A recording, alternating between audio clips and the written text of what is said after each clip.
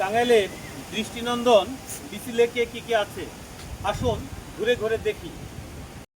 টাঙ্গাইল জেলা শহরের প্রবেশদ্বার শামসুল হক তোরণ পেরিয়ে ডিসি লেক।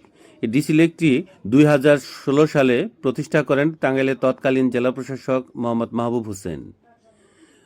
ডিসি লেকের শুরুতেই প্রবেশদ্বারে রয়েছে দুইটি সিংহ।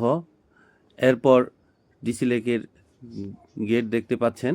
ভিতরে প্রবেশ করতেই বিভিন্ন প্রাণীর প্রতিকৃতি রয়েছে। প্রাণীগুলো দেখতে পাচ্ছেন বিভিন্ন রঙের, বিভিন্ন বর্ণের প্রতিকৃতিগুলো শিশুদের আকৃষ্ট করে। কিছুক্ষণ পর পর একটি করে প্রতিকৃতি রয়েছে, যে প্রতিকৃতি দেখতে শিশুরা মুগ্ধ হয়। বন্য পশুদের কিছুটা প্রতিকৃতি রয়েছে।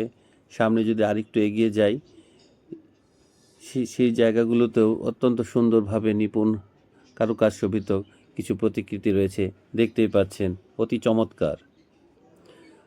সুন্দরবনের রয়্যাল বেঙ্গল টাইগার, বাঘও বাদ যায়নি এই প্রতিকৃতির মাঝ থেকে।